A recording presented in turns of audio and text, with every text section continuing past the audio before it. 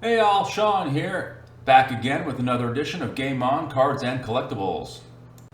For today, I've got something a little bit different and I'm kind of excited about. Falls under both the card and collectible category. Is this Anchorman Ultimate Blu-ray Fan Pack. I was recently listening to a podcast of one of the various sports card content creators, and they were talking about these Anchorman cards that were created specifically for this anniversary edition. I believe this fan pack came out around 2011 or so, which would have been about a 5-year anniversary. And really, I had never heard of them. I had never known that the Anchorman collection, they had this trading card set. Here it is right here.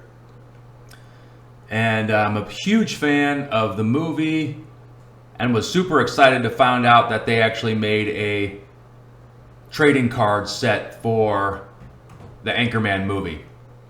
And my understanding is this is the only way you can get it is through this special Blu-ray Mahogany Anniversary Edition DVD, or within this fan pack that includes that special Blu-ray edition as well. So let's take a look inside here and see what we get. I think this fan pack is still available. You can pick them up on eBay, probably other sites as well. They're now, 12 years old, so pretty inexpensive. There's the Mahogany Edition Blu-ray that you can buy by itself, which also has the cards in it. The particular seller that I bought these from, they run somewhere between $12 to $16, but you actually get a quantity discount where I think it's more like buy two, get one free. So for 3 packages of these fan packs, I was able to get, there's an expired Ben and Jerry's coupon and a t-shirt, looks like. I was able to pick these up for all 3 of them for about $35 with tax and shipping. So I thought it was a pretty good deal. Let's open the Blu-ray here and take a look at the pack of cards that you get. I also took a look on eBay, kind of get an idea of anybody has, or listing these cards at all. And there are some. It hasn't been graded that much though by PSA. So there are some that are the ones that are graded and graded high, like 9s or 10s, can actually demand some pretty decent money. So, that's something to consider as well. I'll go through this stuff later and take a look, but I definitely want to at least open the pack of cards here on camera. Stay classy. As I mentioned, I think it looks like these cards are very condition sensitive. Probably didn't spend a lot of QA on these, on the particular card set. So I'm not expecting a gem mint quality right out of the pack. But let's take a look. Looks like they have all the main characters from the movie. Obviously someone like Ron Burgundy, Corningstone, there's certain characters that are probably going to command a higher demand than others.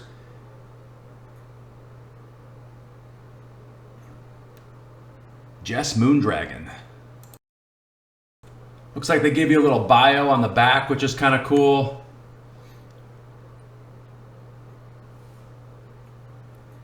San Diego's original anchor. Yeah, look at that off-center. Bit off-centered. We got Steve Graff.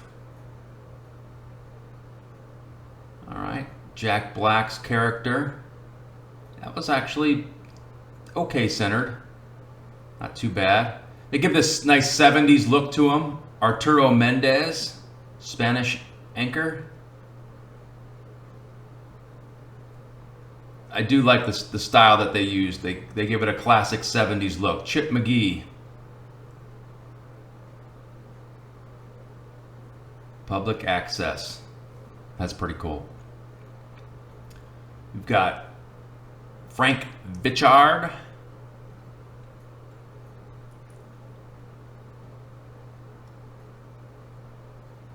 All right.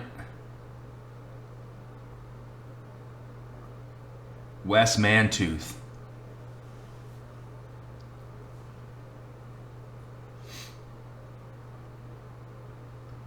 Yeah, pretty cool.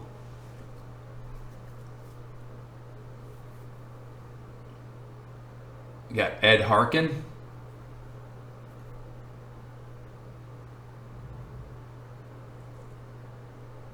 Okay, now this one's blue. Maybe it's because it's part of the actual news team. Champ Kind.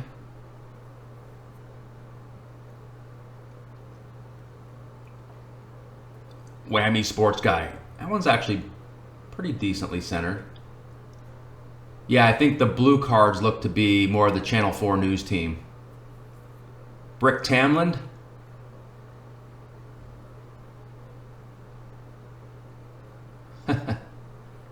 Eye in the sky. Head in the clouds. This is pretty cool.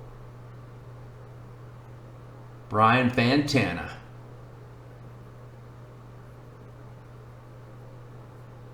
Team 4 man on the street. That's pretty cool. Yeah, these are fun. Super inexpensive too. Veronica Corningstone, there's some kind of goo or something on here. Maybe it's just wax. Hey, just like the 70s. Little wax from the wax pack.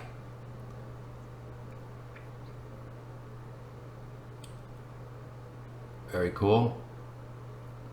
And then last but not least, card number 1, Ron Burgundy. Oh, look at that off center. Yeah, so obviously condition is a concern with these. I definitely want to collect these in some manner, especially slab versions. So I'm not sure if I want to open the rest of the boxes and maybe see if I can pull out some well-centered versions and see if I can get them in a high grade, or maybe I'll just go and buy them, directly on eBay. They do demand a high premium for the higher grades. So, all right, let's take a look at what else I got in the mail day. eBay plain white envelope. It's good to see that they at least put some padding here, some bonus cards to ensure the shipment. But yeah, so Paul Craig, green rookie card, 2021 Prism. Thought this one looked pretty well centered. Big fan of him. Didn't fare too well in his last bout, but he'll be back. I'm confident of that. So just some filler cards there. All right.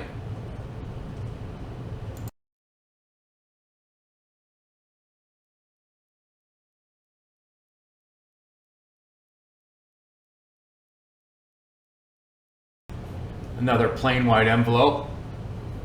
I probably do about 30 to 40% of my purchases are for cards that are $20 and under. So I do get a lot of eBay plain white envelopes because I like to buy on the cheap and hopefully, get some cards that I enjoy collecting, and I hope they're in as good of condition as they look to be on eBay's, on the seller's listing page.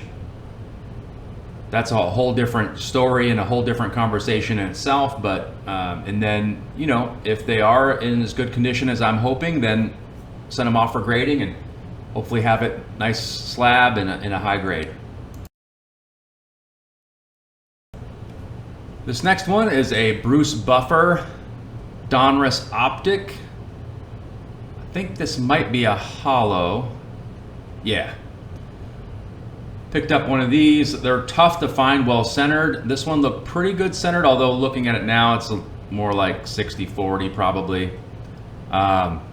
I'll take a closer look at that later. I'd love to have the whole series from Donruss Optic Hollow, the Voices of the Octagon series, slabbed up in a high grade.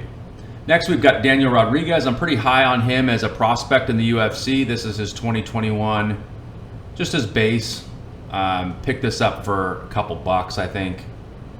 Super cheap, but look pretty well centered on the listing, so I wanted to try to pick up as many of his now as he grows as a fighter and moves up the rankings. All right, let's see what else we've got here. I like this extra padding that they put on here. I don't know if I would necessarily go out and buy, special cardboard for the hobby, but I'm glad someone's given it to me. I'll reuse it. All right, more UFC. This is a Donruss Optic as well. Another Daniel Rodriguez. This one's numbered to 79. I think it's the pink Velocity. Yeah, looks really sharp. Again, I'll have to look at the surface a little better, but centering wise, this one looks pretty good. Hard to find those in a good centering as well. Thanks for those of you that have stuck around to watch my mail day. Appreciate that. Thanks for joining me in my hobby journey here as I try to find some hidden gems and do some prospecting with some UFC cards. Here's another Daniel Rodriguez. This is the Hollow Donruss Optic. I'm a big fan of this. If you watched in a previous video, I ripped a box that I purchased and didn't have too much luck in overall as far as like big names or hits necessarily, but I really love the product. I just wish the QA quality control was a little bit better.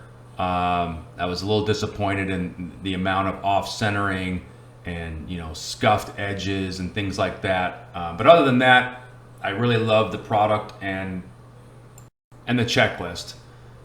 So I don't have any Julio Rodriguez. I wanted to pick some up. These were super cheap. I got a lot of 3 of them.